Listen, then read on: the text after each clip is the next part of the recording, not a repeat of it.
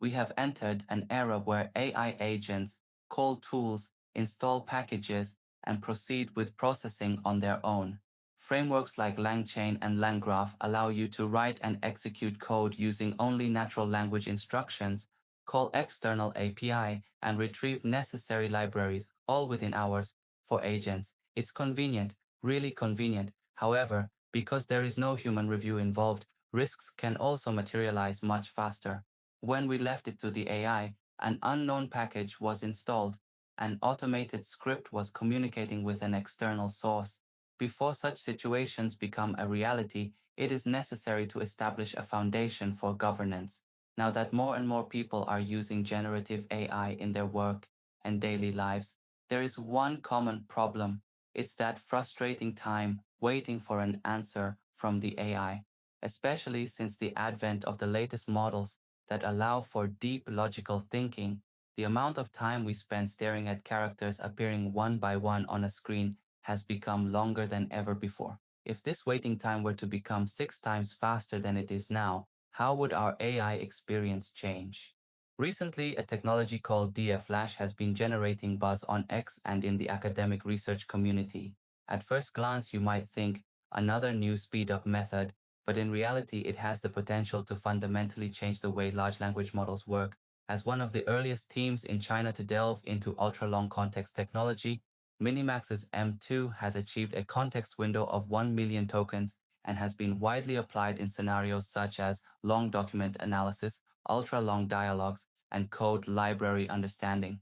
The upcoming M3 is not simply a matter of parameter stacking or fine-tuning optimization, but rather an architectural level refactoring. Its core objective directly addresses three major pain points in long context scenarios: low computational efficiency, high inference costs, and severe performance degradation with longer sequences. So let me give you a quick demo of the live chatbot to show you how everything works.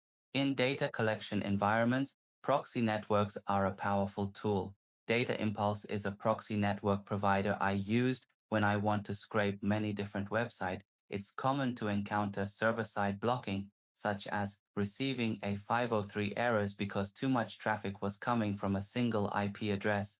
Data Impulse provides access to 90 million plus residential IPs across 195 countries, with 1 per gigabyte pay-as-you-go pricing, a $5 minimum deposit, no subscription required, and traffic never expires. So I need to access credentials, proxy username, password, and endpoint information. I configured them to route requests through the Data Impulse proxy network, which distributed the traffic across different IP addresses. This made the request appear more like normal user activity. I write, what are the pros and cons of the top 3 Python web scraping libraries? If you look at how the agent generates output, you'll see that the agent uses loaded 2 model A, larger model for accuracy, and a smaller model for speed. After the models were loaded, the agent planning role is to determine what information might be needed and identify relevant websites that could help answer the question. It generated several links and passed them to the scraping component. Then the agent scraper visit those websites and use Data Impulse to authenticate and connect through their proxy network. Each request is routed through a proxy IP, so the target websites see traffic coming from different real-looking locations. Once each page loads, the browser extracts raw HTML and sends it to a parser that removes unnecessary elements like ads, navigation menus, and scripts, leaving only clean, readable text. All collected content then goes to the agent evaluator, which checks whether there is enough information to answer the question. If not, it goes back to the agent planner and tries again with new links, avoiding ones already used. This loop can repeat a few times until a limit is reached. Then the agent summarizer takes all collected data and generates final answer. It combines everything into a structured answer and prints it to the terminal, sometimes along with basic stats about how many pages were scraped and how many loops were completed. If you enjoyed this project and want to see more content like this, the code will be available in the first comment. Please consider giving the repo a star and sharing it with anyone who might find it useful. Your support really helps me continue creating high-quality projects and tutorials. I would truly appreciate your support. dFlash is an open-source tool that implements block-spread speculative decoding. Standard large language model inference generates one token at a time. It generates one word, then considers the next word, generates it, and so on. Therefore, the smarter the model, the longer the computation time per word. Speculative decoding is a technique that adds a drafter to this process. A small model drafter proactively generates several tokens as a draft at high speed.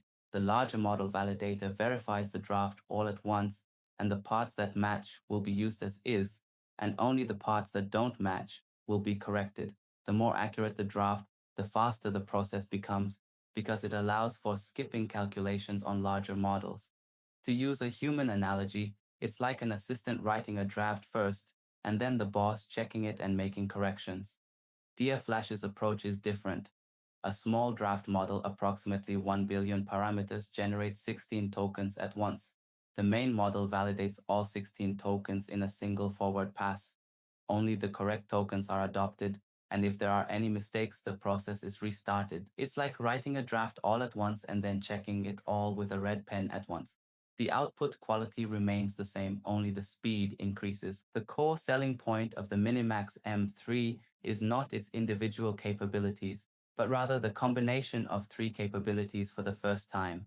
First, coding and agentic capabilities. It's not just about completing code, but about addressing real-world engineering tasks, understanding the project, locating problems, breaking down solutions, modifying files, explaining changes, and completing verification. Second, the 1 million tokens ultra-long context. This means it can process large code bases, long documents, complex logs, novel text, project descriptions, and other content within the same context. Third, native multimodal capabilities. It can not only read text, but also understand screenshots, images, and even videos, and transform visual understanding into practical products such as front-end pages, UI replication, and interaction design. With these three capabilities combined, the positioning of the MiniMax M3 becomes very clear. It's not just a simple chat model, nor is it just a simple code completion model. It's closer to an AI engineering assistant that can be used for long-term collaboration. In this video, I will only explain the most important functions. If you want the full code, check the first comment. I designed the invoke function as the main entry point for model inference. I built it to accept a list of messages, convert them into the format expected, and pass them to the generation pipeline. I implemented a two-model architecture, where a draft model predicts multiple tokens in advance and a target model verifies those predictions. This approach speeds up generation while maintaining output quality. I created a post-processing step that removes internal reasoning and leftover formatting tokens, returning only the final clean response. The processed output is then sent back to the calling component, whether it is the planner, evaluator, or summarizer.